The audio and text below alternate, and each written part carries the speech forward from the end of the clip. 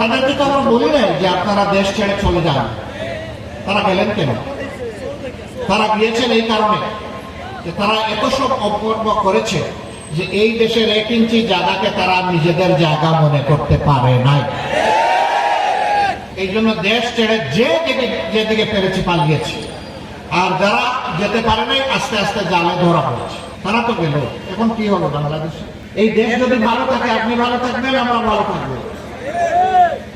এই দেশ যদি কষ্ট পড়ে আপনিও কষ্ট পড়বেন, আমরাও কষ্ট পড়ব। আপনার আমার ট্যাক্সের টাকায় করেছে, বিদেশ থেকে আমার ঋণের টাকায় করেছে, ট্যাক্স আমরা সবাই দিয়েছি। একজন ভিক্ষুকও ট্যাক্স দেয়। একজন ভিক্ষুক ভাই কিংবা বোন সারাদিন দুয়ারে দুয়ারে জনে জনে হাত পেতে যে ভিক্ষা করে, সেই টাকা সঞ্চয় করে সন্ধ্যাবেলা সেই যে দোকানে ঢুকে আমাকে চাল দেন, ডাল দেন, এটা দেন, ওইটা দেন, তার সঙ্গতি অনুযায়ী সে কিনে।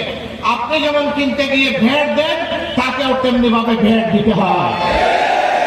সুতরাং রাষ্ট্রের ট্রেজারিতে কোষাগারে ধনী বড় লোকের যেমন ট্যাক্সের টাকা আছে, আমার ওই গরিব ভাইটির বোনটিরও ট্যাক্সের টাকা এখানে আছে।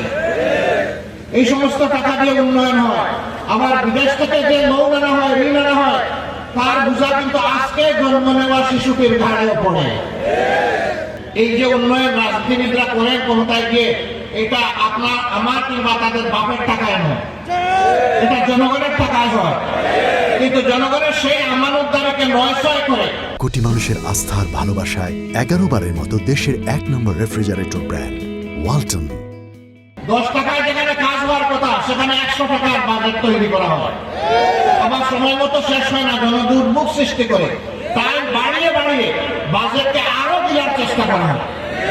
এইভাবে যে উন্নয়নটা বাংলাদেশে হতে পারত, 18 কোটি মানুষের 36 কোটি হাতকে কর্মীর হাতে, কারিগরের হাতে, দেশ গড়ার ইঞ্জিনিয়ারের হাতে পরিণত করে দেশকে সোনার দেশ বানিয়ে চমকে দেওয়া যেত বিশ্বকে।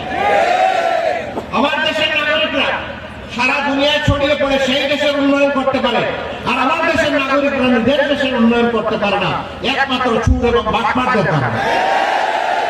যারা এখন রাজনীতির ময়দানে আছেন তাদের সকলকে দেশের জনগণ আপনারা ভালো করে দেখেছেন। তারা ভালো হলে ভালো, মন্দ হলে মন্দ।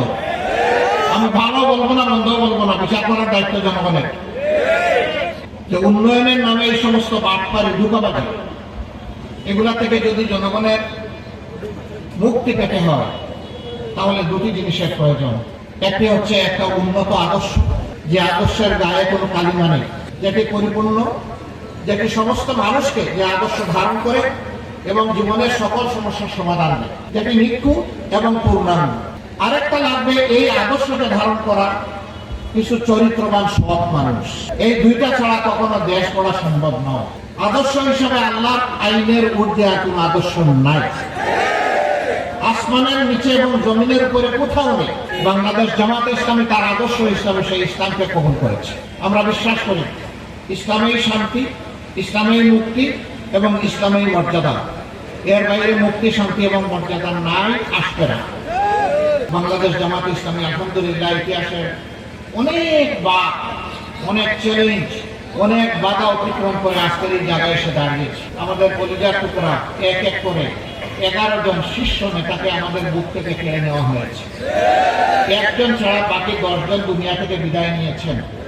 একজন যিনি বেঁচে আছেন তিনি এখন পর্যন্ত এই পরিবর্তিত বাংলাদেশেও এখনো তার ঘাট থেকে জুলুমের বোঝা সরে নাই। তিনি আমাদের প্রিয় ভাই এটিএম আজহারুল ইসলাম।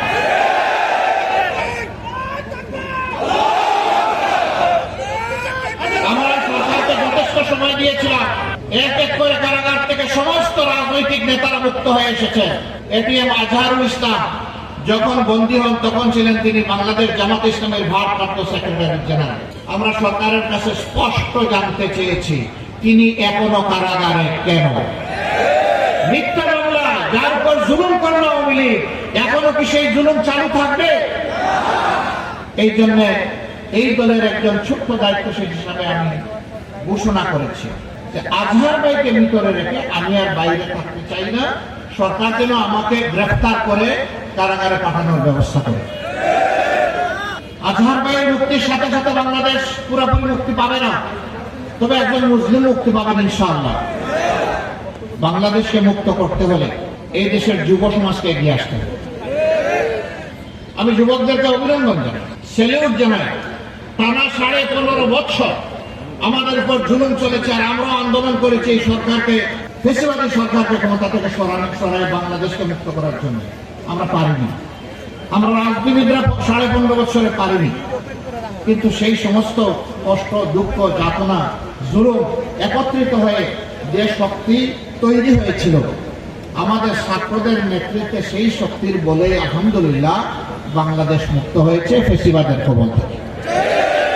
এই জন্য আমাদের সন্তানদের এই অভিনন্দন পাও না, আমি তাদেরকে আবার অভিনন্দন। আমি এই দেশের আপামর যুব সমাজকে আহ্বান জানাই, সমাজ গড়ার জন্য দায়িত্ব নিতে তোমাদেরকে এগিয়ে আসতে হবে।